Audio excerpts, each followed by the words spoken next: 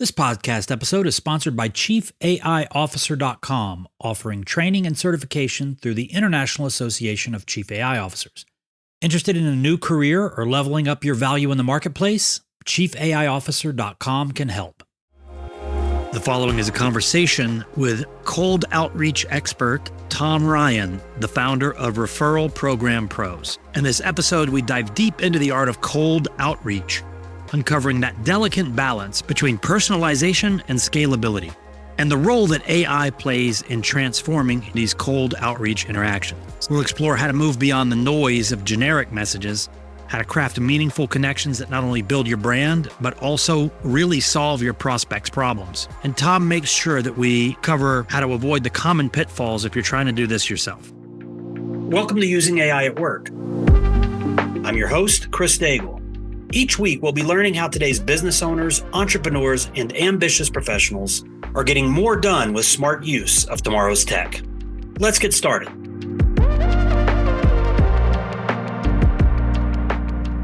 I'm excited to have a friend of Chief AI Officer Tom Ryan on the podcast today. Tom is the founder of Referral Program Pros, and how we found each other was through exactly what he's going to talk to us about today, and that's cold outreach. Tom reached out to us with a very compelling narrative. It opened up the conversation. We ended up getting on the phone, and that was many months ago. And now he has been actively supporting, notifying the right people about Chief AI Officer for months now.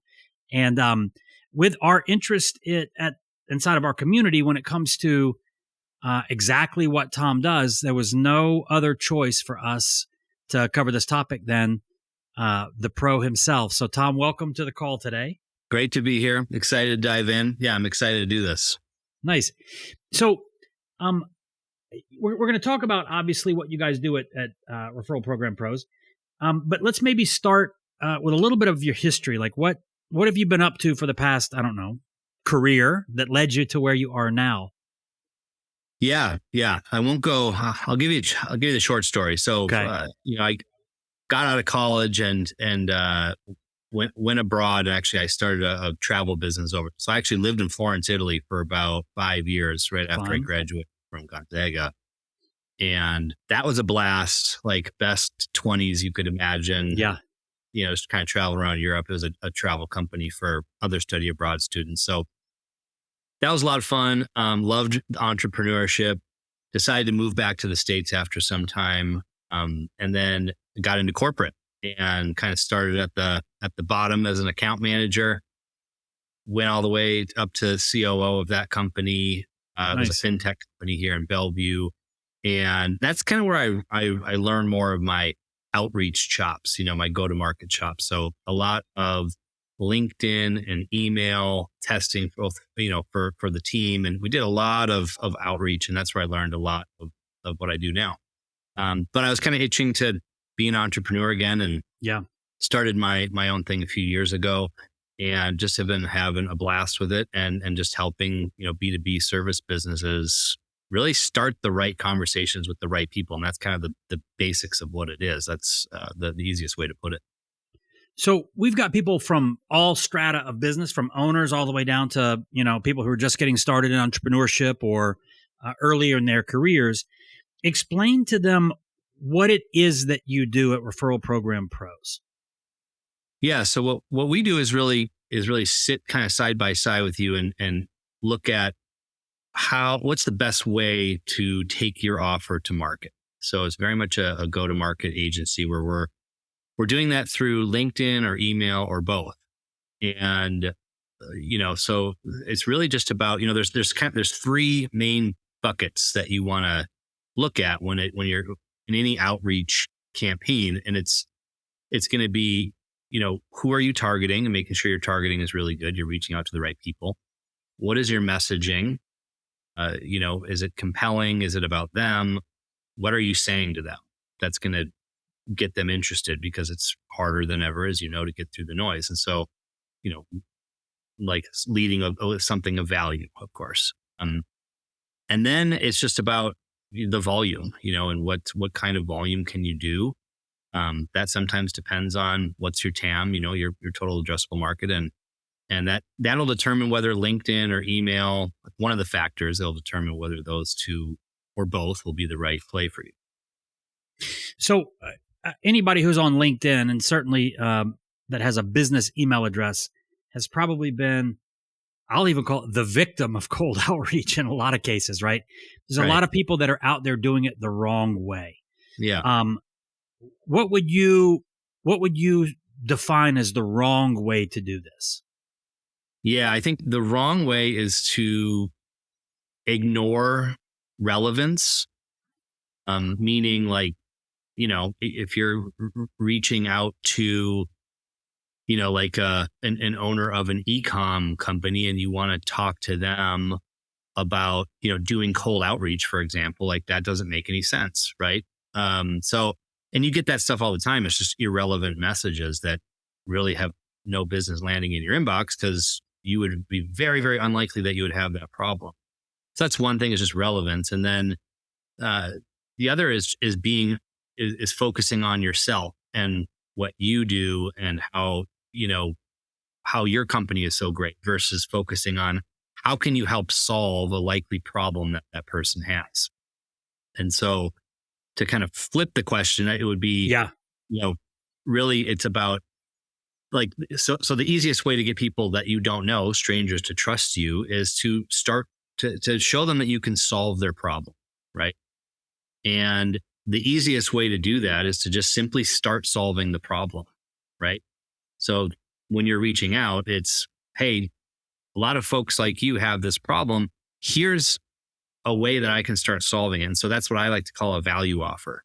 And that's what we use with almost every one of our clients is, what can you offer them upfront that starts solving their problem for them instead of trying to sell them something? The sale becomes then a byproduct of you helping them, right? Much like we're doing for you right now. We're offering a challenge for folks, and that starts to solve their problem about their lack of knowledge in AI. So, one of the, I get, still to this day, I get pitched a lot with, hey, let us do this for you. And I'm very hesitant because I'm basically giving up my brand's representation to essentially a vendor or in a lot of cases a stranger, because it's the first outreach that we've had with those individuals. mm-hmm. And that's a very uncomfortable proposition, at least for me. Some businesses may, maybe playing a short game and just in it for volume or whatever the case might be. How do you make sure that you're, for anybody is interested in exploring cold outreach to support sales and prospect calls and that sort of thing for their company, what should they be looking out for to make sure that the individual who they're going to be working with, that they can actually trust that they're going to be a good steward of your brand's message? Yeah, I think, it's really looking like taking a microscope to those three buckets I mentioned earlier and really looking at, do you feel like the targeting is correct? And really look at the actual list. Like, is this the list that we create? Is this the right people? Like, are we reaching the right people? And then are we reaching them with the right message, the right value offer? Like really looking at each of those components, and can you, are they hitting each of those boxes correctly? And then one thing that still kind of surprises me that people ignore is just the volume that they're doing. Most people that I talk to, when they're doing it on their own, for example, or if they're using a vendor, I often ask them, well, what kind of volume are you doing, right? Like on a daily or weekly or monthly basis. Either one of those is fine. And people usually can't answer that question, which to me is crazy, because it's like, if you're doing 1,000 outreaches per month versus 10,000 per month, sure, you're going to have dramatically different results, of course. So, but just taking a microscope to each of those buckets, and looking at, the campaign, like those are the only three buckets that matter. There's a lot of onion to peel back in each of those, but make sure that they're nailing each of those three. So for somebody who's going to be deploying a cold outreach campaign or effort in their business, obviously the amount of calls that they're getting scheduled and that sort of thing is some tangible metric. But what else can they or should they be looking at to know, is this effective? Am I doing this? Like, is this the best use of our marketing muscle? Yeah, I think looking at, number of calls booked is a one metric. But not all calls are created equal. Not all Yeah. leads are created equal. So I think a good metric is, are you having the right conversations with the right people? And you kind of should know that within, your first 5 or 6 calls. Like, is this going to lead to business? And because you won't know, especially if you don't know your current close rate or anything, because people are in all different phases of this journey of outreach. And, so there's the initial outreach, there's follow-ups, there's the calls, then you have to have the call, then it's how many of those close into business. And so to know that kind of throughout, like if you don't know your numbers already, it may take you 3 to 6 months to kind of get a good hold on what those numbers are. And they'll improve and they may go up or down. But yeah, I would say just knowing that, like looking at, are you having the right conversations with the right people? So how would somebody know if this was the right move as a business owner? How would they know that this was a channel that they should be putting some energy into? Yeah, I think you kind of want to back out, like reverse engineer it a little bit. So what are you doing currently? And I would say that question is a little bit loaded depending on where you're at in your business. Like if you already have a business that's very functional and you already are taking calls and closing deals, then it just becomes a little bit more about the numbers. If you're not, and you're kind of launching a new offer, or you're just kind of starting out, or you're just, you've changed a business model, well, then, you won't know until you do it. Right. And you just, you have to come up with the right strategy that you think is going to work and then execute it. And that's how you'll know. So it probably makes sense to answer the question of the business owner. Sure. Because that's an easier way to know. And I would say it's looking at, well, how many calls right now does it take you to close a deal? So knowing your numbers and be able to reverse engineer that and say, okay, if I have 10 calls, I'm going to close 3 deals. That's what we're doing right now. Great. Okay. So what is it going to take then? How many leads do I need to generate with my value offer, let's say, to generate 10 calls, right? That might take 20, 30, 40, 50 leads to generate that many calls. Okay. And so you kind of just reverse out the numbers, and then how many outreaches is it going to take to generate X number of leads? And so you just back everything out, and then you should be able to, if it's the right strategy, come up with a reasonable confidence that it's the right play for you. In a cold outreach environment, what is the best call to action? Is it to schedule the call? Is it to, like in our case, we're driving them to register for our 3-day challenge. Where are you finding the best results as a call to action? Yeah, it really depends on the size. Like what is your offer, right? Like, so if it's I would say anything, like it's very difficult to sell something that's over $1,000 without having a call. Okay. Fair. Unless you have a really robust content machine. I think you guys probably do and are probably on a little bit of an anomaly. But because people have to develop that trust, and nobody's going to, people want to be on a call with someone if they're going to spend more than $1,000 up front.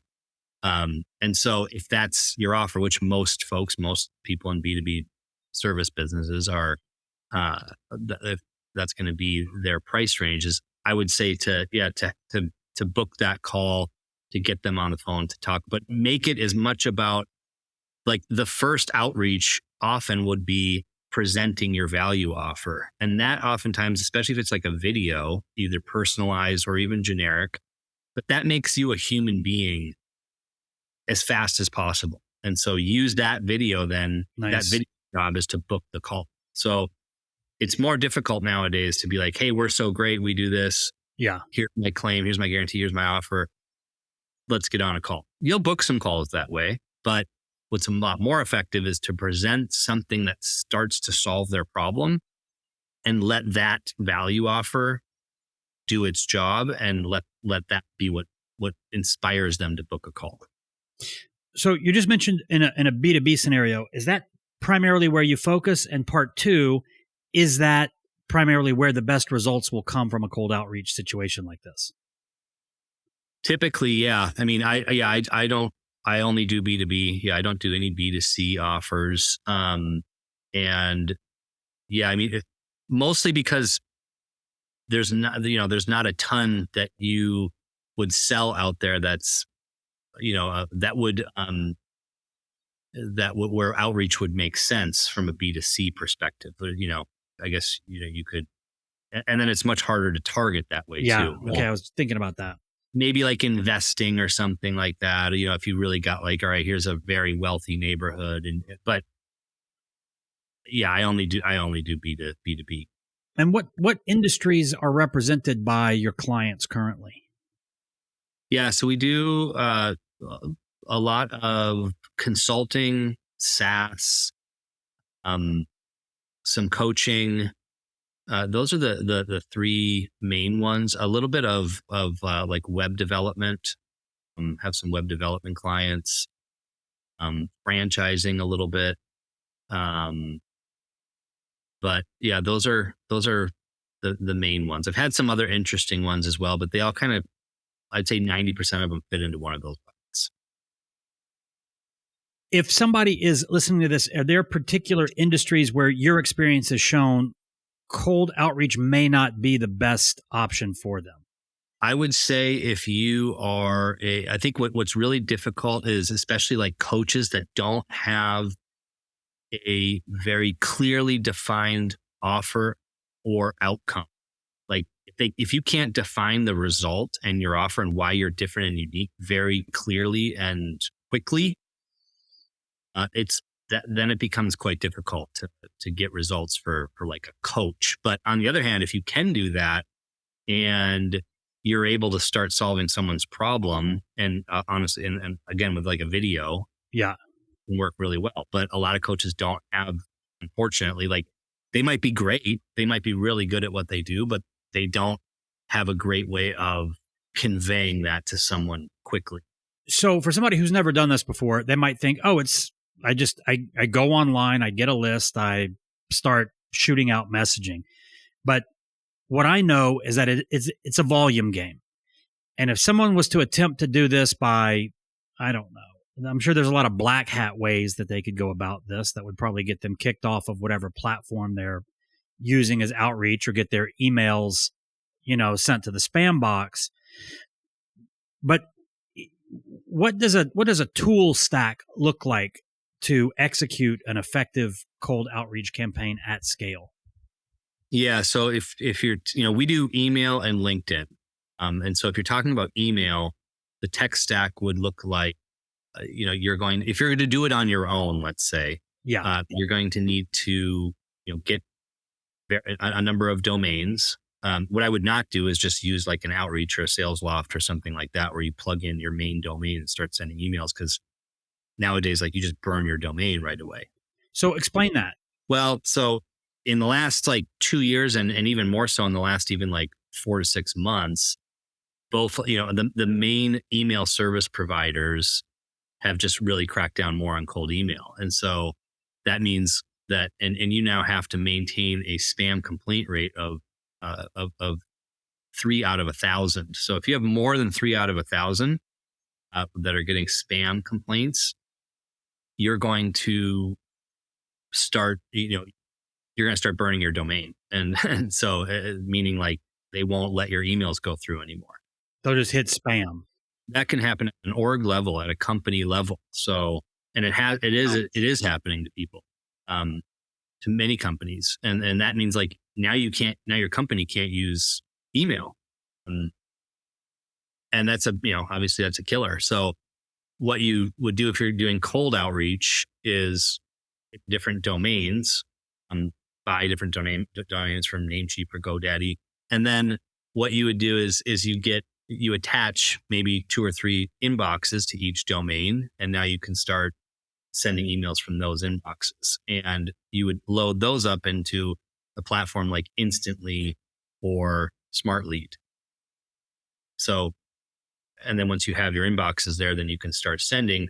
And now you're going to need to, of course, to go find the data from somewhere. And that's kind of a separate stack where you look at, all right, what's the data source? Is it going to be LinkedIn or Apollo or some other source? And then what is the tool you're going to use to scrape that data? So when I hear the word scrape, I might think of a gray hat or a black hat effort, because in the past, that's how it was done. Mm-hmm. But that is not the exclusive, quote unquote, scraping methodology, I guess. At this point, there's companies like you mentioned, Apollo and others. They are the aggregators of the collective data, and then you go in there and you get your ideal target leads from there. Yeah.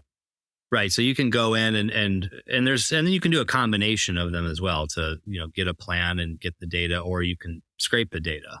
And there's tools that you can do that with. And then you have to, of course, then go, even if you are using Apollo and just using the data that they have and paying for it, you still need to validate it using another validation tool. Because if you just start sending, like, many of those are going to be outdated emails, they're going to be blocked, they're not in use, like they're not, it's not very reliable. And if you start having a bounce rate of even more than 4 or 5%, you're going to start, again, burning your domain, burning your inboxes, and your infrastructure will be just dead.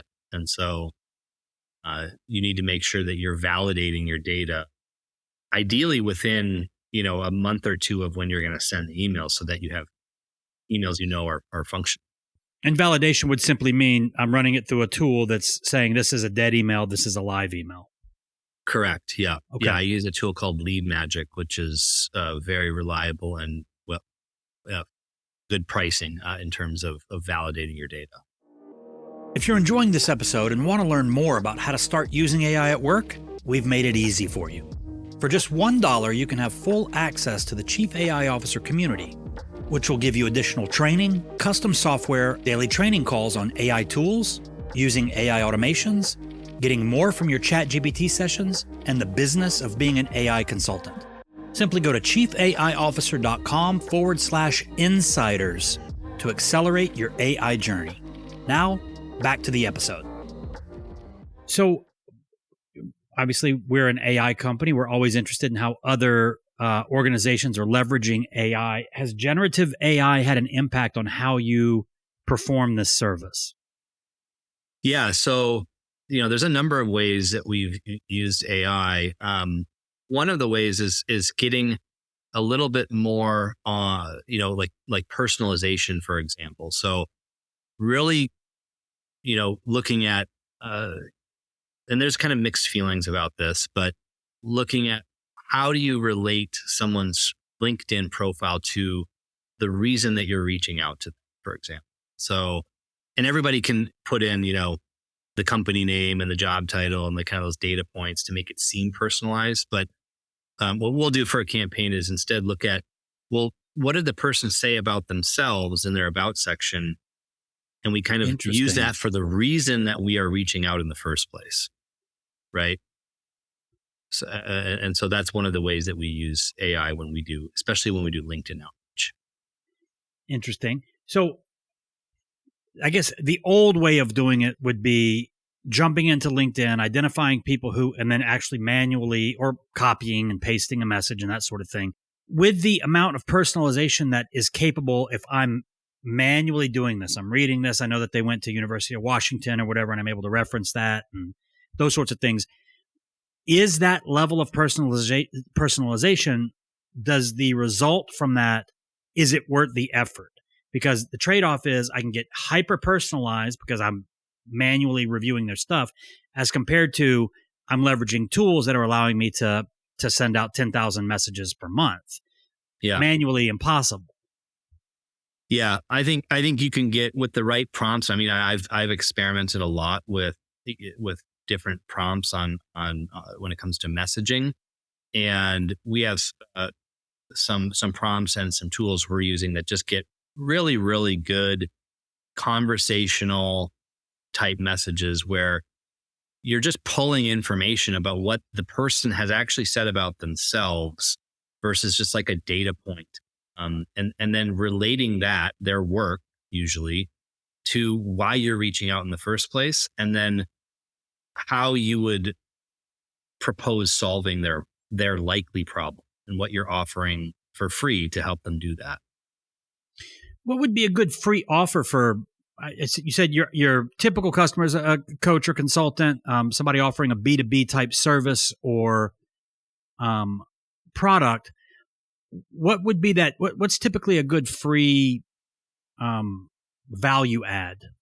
Yeah, I mean, it can be anything from a PDF guide, blueprint, or, up to a personalized video and anything in between.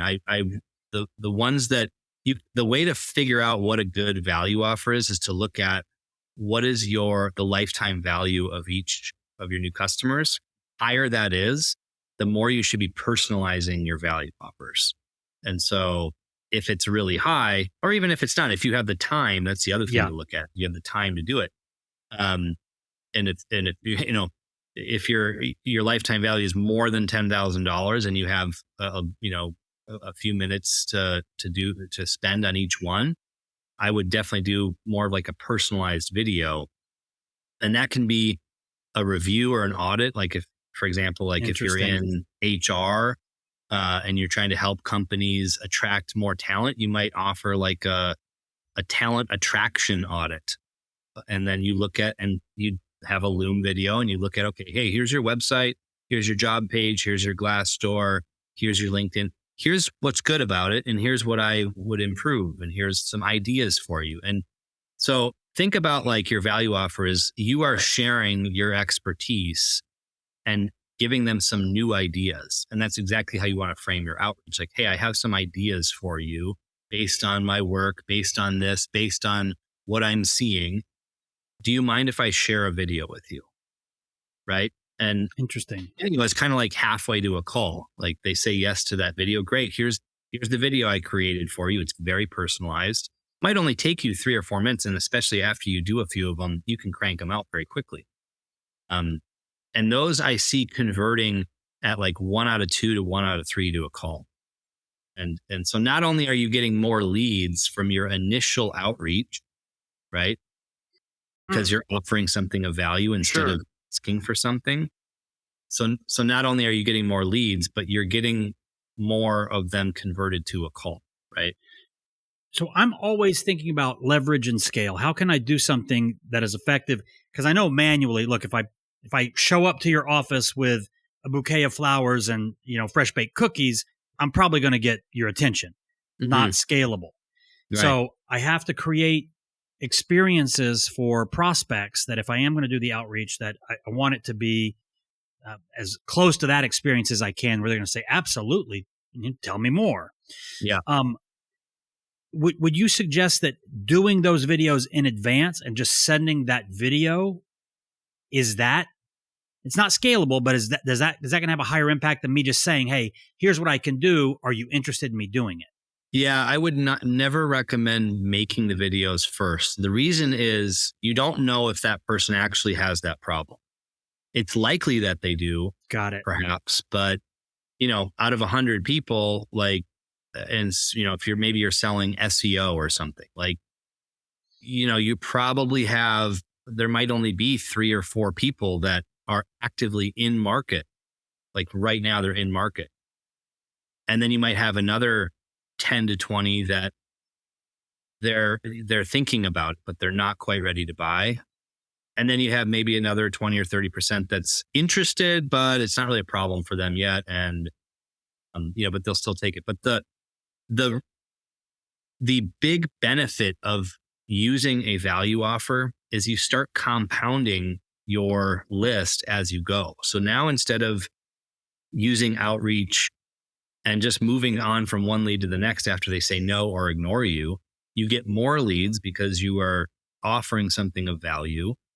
And all of those leads now should be entered into your marketing ecosystem, because not everyone's Sure. going to book a call with you right away, but a lot of people will book a call in a couple weeks or a couple months. And so people are always looking for ways to build their list. Well, this is an excellent way, because everybody who wants that value offer should be added into your marketing list now. And your list compounds as you're doing. So I know as a marketer that consistent follow-up, or, just staying relevant in front of mind, ends up resulting in, when that person's ready, saying, oh, I know these guys, or, oh, I'm ready. Who was that? Oh, it was those guys that sent me this email. Obviously, if somebody says, yes, I'm interested in the value proposition from this email, I want the video demonstration of what you could do to our site, whatever, that's a great candidate, and you want to continue to follow up with them. Do you do the same thing with the cold outreach if you don't get a response, or do you just move on to the next lead? No, I typically will run only a 2 or 3, if it's email, for example, 2 or 3 email sequence. We're not like badgering people. It's like, hey, it's 2 or 3 emails. And if your market is small, then you might have a bigger sequence and you might send them 5, 6 or more emails. Sure. But if you have a really big market, I would send 2 or 3 emails per on your sequence and just move on to the next person. In one of the things that I like to ask whenever we've got these calls is, obviously you're using AI. Who do you think in your space is doing a good job with leveraging AI as part of their product offering for individuals who need these tool stacks? I think Jesse Owlett, he's the founder of Lead Magic. He's doing some really interesting things in the data space. Just providing really great data in a number of different ways. I think another company called Trigify, which is Max Mitchum. Trigify is interesting because it takes social signals and then allows you to capture those and base your outreach, execute your outreach based on those social signals. And define a social signal for somebody who may not be familiar with that lexicon. Yeah, sorry. Yeah. It would be like someone got promoted to a director, or someone got funded. Maybe a company got funded, or someone posted about something that is relative to your business, your keywords. Yeah. Someone commented on something. So there's all these different kind of, signals, data, they're just really just data that are available on various social media platforms. And they take that and allow you to capture it, harness it, and then act on it. And those triggers would indicate, like, this would say now is a good time to reach out to this individual. Exactly. Yeah. Interesting. And then internally for you guys, just with your operational, how have you introduced generative AI outside of the tool stack that you're using, but just the day-to-day things with your team? One way we use it, which is I would recommend this is a use case for every single company. Nice. Would be for your SOPs, right? To teach, because the more that you can operationalize your business, the more your business is worth. Because like my job is to be as less and less involved as possible and remove myself so that, Tom, the more your business depends on you, the less valuable your business is, right? So, as a founder or owner or whatever. And so to create like SOPs so that you could hand your business over to someone and say, here's how the business is run. And the way you can do that really effectively is for anything that is repetitive that needs to, be delegated to someone and you want to teach them how to do it and then document it, is you use like loom.com and you create a Loom video of the task that you are doing that you want to create an SOP for. And then you have that video, but then what you do is you take the transcription of that video which Loom provides. So you talk on the video and you take that transcription and you plug it into even ChatGPT. Yeah. And you say, hey, I'm creating an SOP for this task. Please fill in any gaps I missed, and make this a very, actionable SOP. And you can give it a framework or whatever if you want. But But that you should do for really everything that you want an SOP for, is because now you have a video and you have a document to go with it. And it might only take you 4 minutes, to create that. So where are you storing these internally? How are you? Because we've done this before. We've documented. We've been in companies and they've documented everything, and then they don't get used. It's like, oh, we've got them. They're in a binder over there. Or whatever. We just use Google Drive. I mean, for our Okay. business, we put things in we have an SOP folder that for everything that we. So nothing fancy, nothing complicated. No. Yeah. How do you ensure compliance that people are using the SOPs? When we're doing training, like that's how we train. And so, you don't really get to do stuff for the most part until you've, viewed those, because then you know exactly how to do it. It's pretty obvious in our business, like whether you're following the SOP or not. And so, and another way is to, have someone show you how they're doing it. Right. And then you'll know, are they following it or not? Okay. And so I think that's the best way to know if someone understands something, is have them teach it back to you. Yeah, that's definitely universal. What are maybe some ways that you think that you guys are using AI in a clever way that you're not necessarily seeing others use it, particularly in your industry? Honestly, I think like the way that we do our LinkedIn outreach is, I hate giving that part away, but I think, don't give it away. But that's one way. It's just our messaging. I'll just put it at that. Like the way we do our messaging gets really good results because of how kind of relevant and personalized we're able to do it at a mass. We don't use automation in our business. And by what I mean by, we don't use LinkedIn automation. Okay. Why not? Because it's risky. The risk would be getting your account banned. So LinkedIn is not favorable to that kind of behavior. No, and I think they'll be less and less so as time goes on. Like they're randomly right now just completely shutting off API access to some really big name apps. Like I think like Taplio got completely, like their API was shut off because of that. Yeah, because of they're just, people are gaming the system with these tools. And like, look, I mean, the biggest complaint people have about LinkedIn is they get too much spam. It's like, what is, in my inbox is like, they're like, oh, it's so annoying. And so LinkedIn has no interest in continuing to happen. And so I think they're just going to start, it's particularly the tools that automate messaging, automate DMs. Those are, I think, the ones that are going to be in the crosshairs of LinkedIn, and we'll get their API shut off, and we'll be, and then, or start banning accounts for those that are using. Because it's a explicit violation of the LinkedIn policies. Yep. Exactly. I mean, it has been for some time, but I just think like it's going to become like they're going to be cracking down more and more. I've already seen. Seems like a bad idea to build your business hoping that you don't get caught breaking the rules. Yeah, for sure. Yeah, it's not too sustainable. And look, I mean, and I used to use the tools. I got accounts like, when I was in corporate, I got accounts restricted and banned before we knew what we were doing. Yeah, and that was years and years ago.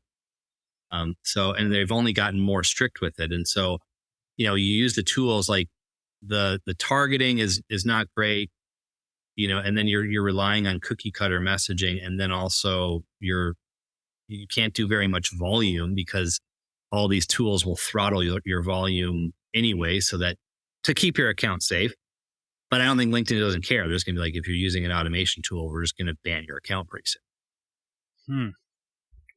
So it sounds like the options are either do it manually, which pros and cons. Hyper-personalization for sure. Con would be obviously scale, volume. You require human resources to participate in that, like a human to sit behind the keyboard and do those things. And then there's an opportunity, I guess, for you to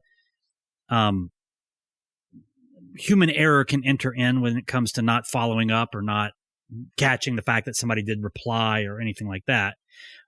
Yeah. You can use tools like you mentioned Taplio or other tools that allow you to do scale, but at the risk of getting your LinkedIn account blocked or banned.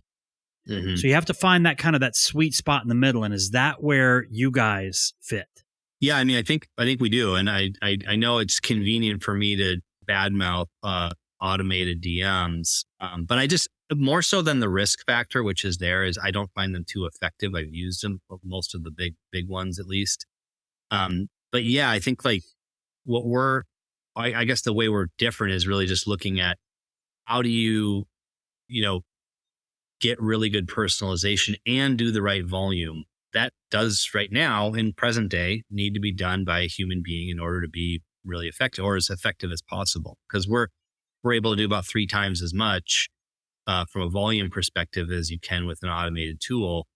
But we're also able to do the targeting much better because there's a human being looking at each message that's being sent out. And then you're also able to personalize all those a very, very specific way. LinkedIn's my primary social platform, I guess. We target, non-technical business professionals. So, I'm over it when it comes to all these like DMs that are just obviously poor match, no value offer. So how do you cut through the noise? Because I would imagine that in your LinkedIn box, my LinkedIn box, everybody's LinkedIn box, it's going to be 10 of those probably automated or poor execution outreach messages as compared to something that I'm like, wow, this is legit. I'm interested in replying or engaging. Totally. Yeah. Great question. So it's really nailing relevance and personalization. So Okay. reaching out to the right people, starting with your targeting. Like, are these people very likely going to have problem that you solve? A big part of that too is, are they even active on the platform? So that's one of the big criteria that we hit is like, we look for, think of like a Venn diagram of like, you have, there's like, who's in your suite, who's your ICP, but who of those is active on the platform? Who's posting? Who's commenting? Who has a premium account? So those are the people we look at for our campaigns. And that, again, like, Makes sense. you need to do that manually to really find those targets, at least currently. Yeah. And so, that's a big factor, is like, who's active on that platform, who's fits your ICP, and then getting something from a relevance perspective, like looking at, well, what's the kind of work that this person does? Not just their job title or their company, but like specifically, what's their background, what's their work, what do they say about themselves? And how do we relate that to why we're reaching out and the problem that we're trying to solve, right? And so to be less vague, it's like you would say something like, hey, looking at the work you're doing in, operations management, I know it can be tough, with so many softwares available these days.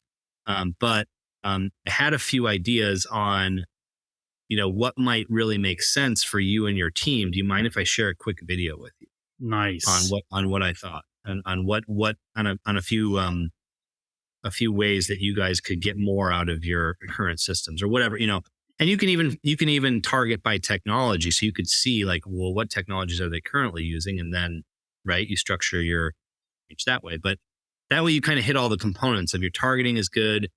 You're relevant to, what's the work they do and a likely problem that they have based on the work that they are doing. And then getting something that starts to solve that problem for them. Right. Because that's the best way to get people to trust you and talk to you, is like, you've offered to start solving their problem. You're not just asking for something. Obviously whatever you do must have worked, because we're working with you guys and I get pitched on this stuff like every day. Right. So that's one proof of concept. The other one is, I used to have a boss a long time ago. When you were in Florence, in my 20s, I was in the Virgin Islands. I spent about 5-6 years there. And I had a boss down there, and he would jokingly say, there's nothing that brute force and sheer ignorance can't solve. And when it comes to cold outreach, my understanding of it was that it was a lot of brute force and sheer ignorance by most people. But and that's why they're getting accounts banned. That's why I'm blocking them and archiving them, because it's just a brute force effort. There's no real effort to match message to market or to make sure that I'm on the software that they want to, or even that it's a situation like, I like the way that you leave it kind of open. Hey, I notice you guys are doing this. We fix that all the time. If you guys were interested, I'd love to, show you or show you a demonstration, whatever that messaging is. It's not the brute force saying buy, or, making an assumption that I have that problem. So, this has all been fantastic. There's going to be people that are hearing this, and hopefully this has changed their opinion when it comes to cold outreach, that A, it's effective if done well. B, it doesn't impact your brand or your personal brand or your profile even negatively. Because that was one of my things. We tried it 3 or 4 years ago. Somebody was actually messaging from my account, and I didn't realize what they were sending until I saw the messages, and I was like, what the hell is this? Like, it turned my stomach a little bit that somebody representing me was being that aggressive with the messaging. So, how can, obviously, working with you guys would be one of those ways, but how can somebody vet the quality of a vendor who's promising to do it the right way, or to get them these magnificent results that are possible? Yeah, I think looking at like asking them a little bit about the strategies they're currently using with other clients, and just have them talk through like, hey, well, what's the strategy you're using right now with some of your clients? And if it's going to be about just like, I don't know, volume and asking, like, we have a framework that we plug in for every single person, like, it's just not going to be very effective, because you literally can send 1 million emails nowadays. And this was not the case maybe 5-10 years ago, where mass outreach worked a lot better because it was a little bit new. Had been saturated. Now, like, you can run you can send 1 million emails in a month and book 0 calls if you're not doing it correctly. And there are agencies where that happens, and it's, they just don't get for whatever reason. It could be a technical reason, but even if it's just the copy and just the offer, like, it won't resonate. Literally, no one's going to say yes. And so, but when you, it's funny you mentioned it, it's like, it being bad for your brand. I would argue, and I have this actually as my banner of my LinkedIn, is like, you should think of outreach as a way to build your brand, right? Because when you go about it from a consultative approach, your mindset should be, I'm going to go try to help people. The byproduct of that is going to be that they buy something, right? That's a byproduct. And so go into every outreach, every call. Wow. With, I'm just trying to solve their problem. And then if they buy something, great. That's a great buy. Some people are going to buy regardless, but like, that's the mindset. Don't think about like, I'm trying to make sales. It's more, I'm trying to help people actually solve the problem.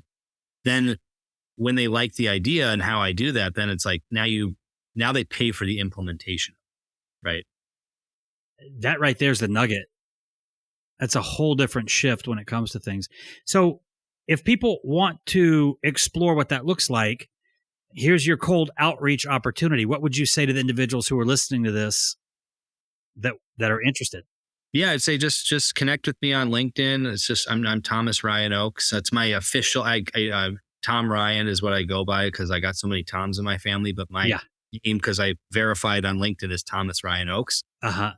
So that's my LinkedIn, and that's way just to connect and say, hey, it's I on the pod, like, looking at doing some outreach, and I'll send you a time and we can chat about it. And if we work together, great. But again, like, I love what I do because I get to talk to people about so many different offers, and I'm kind of an offer junkie. I'm like, all right, how do we, and I've tried to, I solve the puzzle. And so, and I end up, but when you go into it with a consultative approach, that's what ends up winning a lot of business, and it makes it more fun that way. So that's the best way.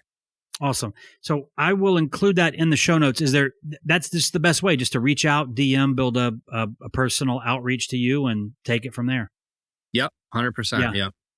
So, folks, I can tell you that you may not even be aware of it or weren't aware of it until we did this call. And then you realize, hey, wait a minute, those weren't real people reaching out to me. Those were automations.